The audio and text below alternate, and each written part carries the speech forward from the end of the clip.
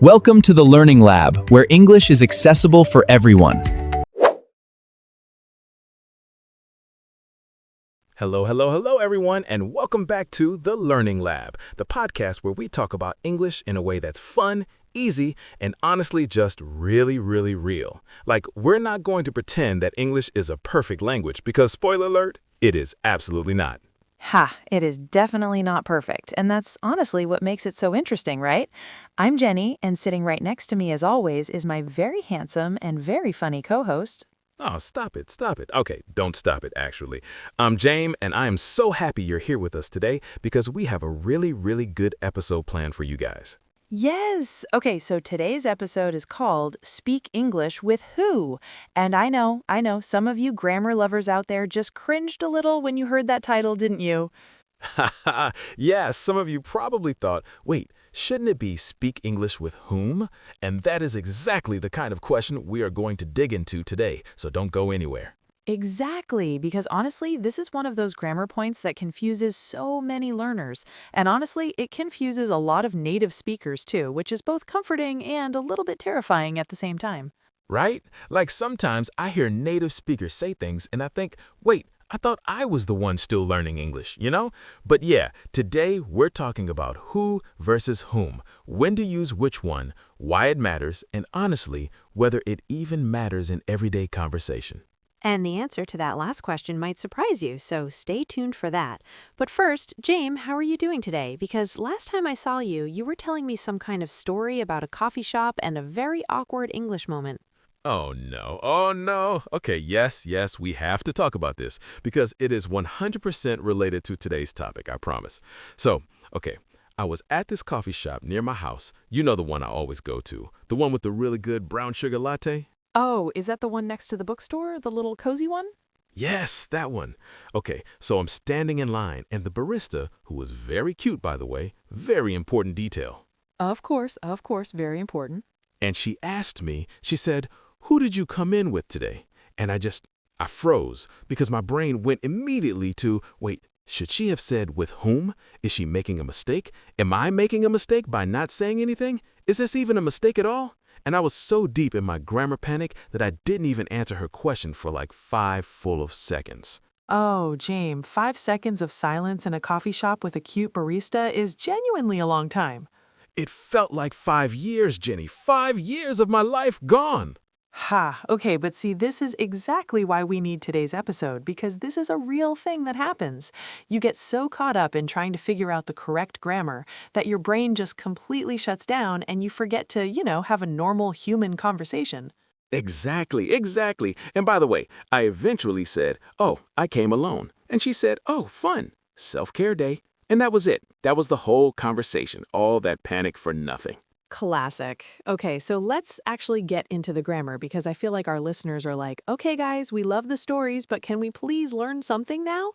Yes, let's do it. Okay, so first things first, let's just make sure everyone knows what we're actually talking about.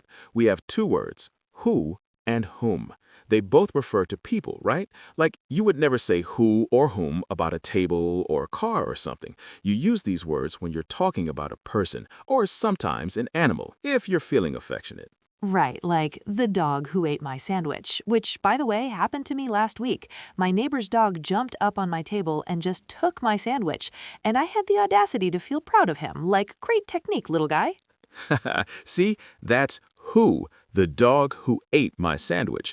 We'll come back to that kind of who in a bit, but first, let's talk about the big difference, when to use who and when to use whom. Okay, so this is where it gets a little technical, but don't worry, we're going to make it super simple and give you a really easy trick to remember. So who is what we call a subject pronoun, and whom is what we call an object pronoun. Now, I know those words subject and object can sound a little scary if you haven't studied grammar in a while. Or ever. Or ever, but it's actually not that hard. Think about it this way. A subject is the person who is doing the action, and an object is the person that the action is being done to, or the person that comes after a preposition like with, for, to, or about. Okay, so let me try to make this super concrete with an example. Let's say you have the sentence, she called him, right? In this sentence, she is the subject. She's doing the calling. and him is the object. He's the one being called. You would never say, her called he, right? That sounds completely wrong.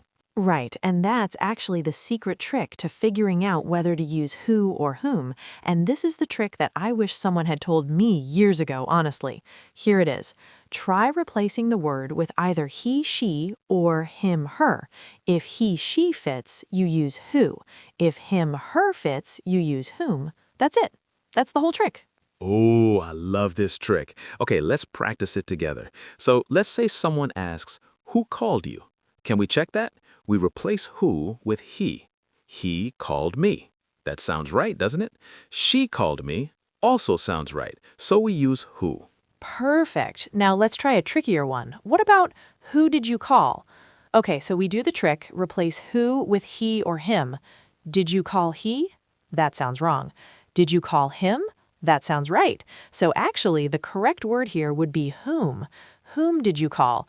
But here's the thing. Here's the thing, and this is the part that I think is really, really important for learners to hear. In everyday casual conversation, almost nobody says, whom did you call? Like if you walk up to a friend on the street and you say, whom did you call? They might look at you a little funny, like you're reading from a Victorian novel or something. Whom did you call, good sir? Right, and that's totally a real thing.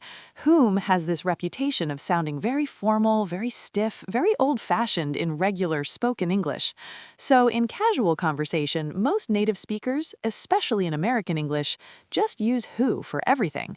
Right. So, who did you call is something you would hear constantly in everyday life and is perfectly fine. Nobody is going to correct you. Nobody is going to think you made a mistake.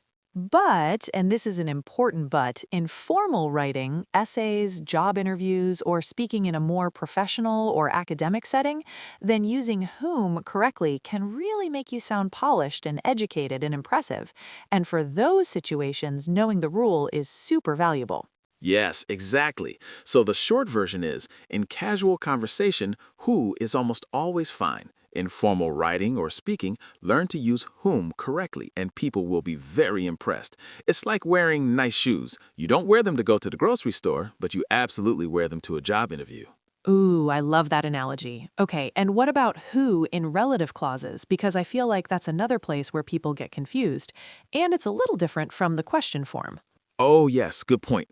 Okay, so a relative clause is when you add extra information about a person inside a sentence, like the teacher who helped me was really kind. See? Who helped me is the relative clause. It gives us more information about the teacher. And in this case, who is right because the teacher is the subject. She's the one doing the helping. Right, and then if you flip it, the teacher whom I respect, now the teacher is the object because I am the one doing the respecting. So technically, whom is the correct form here in formal English. But again, in everyday conversation, people often say, the teacher who I respect, and that's completely understood and accepted. And honestly, in spoken English, people sometimes avoid the problem altogether by using that, like the teacher that I respect, and that's totally fine too. English is really flexible that way. Oh, great point. That can be a nice escape hatch when you're not sure, like the person that I spoke to instead of worrying about who or whom. Exactly. Okay, so let's also quickly talk about a few specific phrases with whom that are very common in formal English and that you should definitely recognize. Things like to whom it may concern, which you see at the beginning of formal letters or emails when you don't know who's going to read it.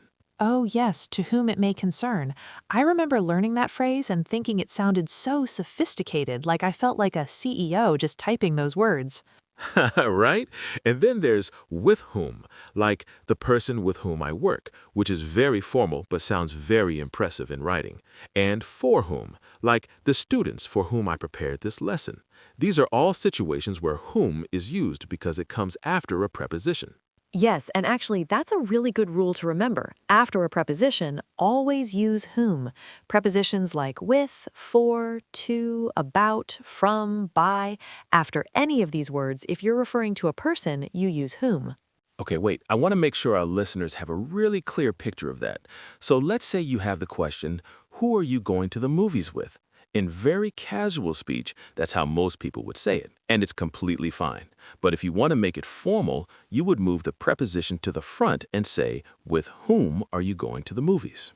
Exactly. Moving the preposition to the front and using whom, that's the formal version.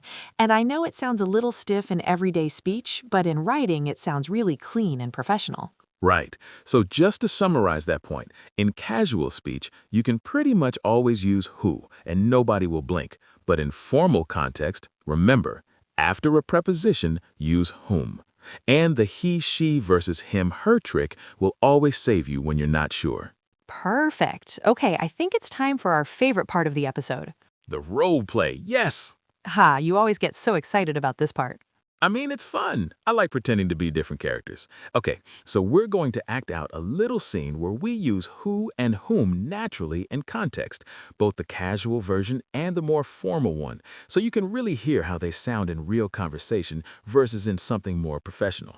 Ready? Ready. Ready. Okay, I'll set the scene. So, James and I are friends, and we're sitting at a cafe, probably the same one with the brown sugar latte, obviously. And James is telling me about a job interview he had. Here we go. Okay, James, so tell me everything. How did the interview go? I've been thinking about you all morning. Oh my goodness, Jenny, it was so intense, but I think it went well. Like the interviewer, who was this really sharp woman named Dr. Lee, she asked me all these really deep questions about my experience and my goals, and I tried to stay calm, but inside I was completely panicking. Oh, wow. Okay. And who else was in the room? Was it just you and Dr. Lee, or were there other people watching? So at first it was just me and her, but then about 15 minutes in, this other guy walked in, who I later found out was actually the head of the whole department, and he just sat down quietly and started taking notes, and I almost choked on my water. Huh. Oh, no. And did you know who he was at the time, like while you were talking? No, I had no idea.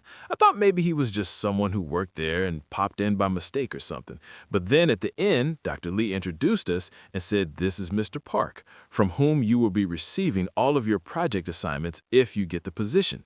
And I was like, oh. Oh, that is terrifying. And what did you say? I shook his hand very firmly because that's what you do. And I said, "It's a pleasure to meet you. I look forward to working with you." Very smooth, very professional. Wow, look at you. Okay, and what about the questions? Who asked the most difficult questions, Dr. Lee or Mr. Park? Oh, definitely Dr. Lee. She asked me about a time when I had to manage conflict on the team and about whom I consider to be my biggest professional inspiration.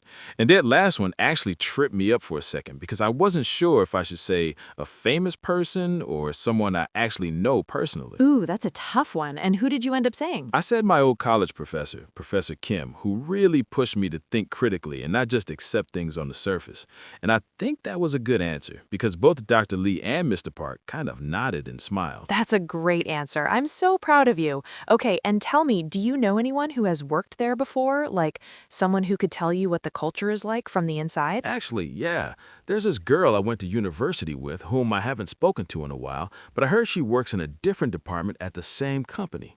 Maybe I should reach out to her. Yes, definitely reach out to her. Tell me about her. Is she someone who you trust to give you honest feedback? Yeah, totally. She's one of those people who always tell you the truth, even when it's not what you want to hear, which I really respect. Okay, I'll message her this week. Okay, and scene. Ha! Good job, James. Very smooth, very professional. Thank you, thank you. Okay, so listeners, did you catch all the examples? We used who in casual, natural ways throughout the conversation, like who was in the room, who asked the most questions, is she someone who you trust? And then we also slipped in a few more formal uses of whom, like from whom you will be receiving your assignments, and someone whom I haven't spoken to in a while. And the thing I want you to notice is how the whom examples came up really naturally in context. They didn't sound forced or weird in the moment because the situation had a slightly more formal or careful tone, like when James was describing the interview or referencing someone more distantly. Exactly. It's really about reading the room, or I guess reading the conversation.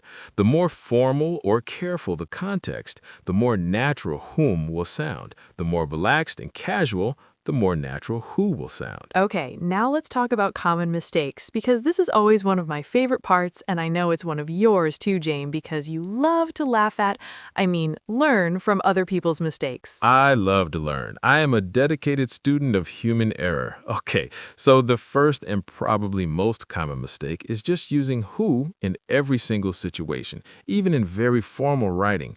And while it's usually understandable, it can make your writing look a little careless in professional settings. Like imagine you're writing a cover letter and you say, I am writing to inquire about the position who was posted on your website. That's actually wrong because who refers to people, not things. So you wouldn't use who for a position or a job listing. Oh, that's such an important point. Who and whom are only for people, and sometimes animals, as we mentioned, but you would never use them for objects or ideas. For things, you use which or that. So it would be the position that was posted on your website, not who was posted on your website. Yes, exactly. So mistake number one is using who for things instead of people. Big one. Okay, mistake number 2, and this one is so common and I completely understand why, is using whom when you think it sounds more formal, even when who is actually correct.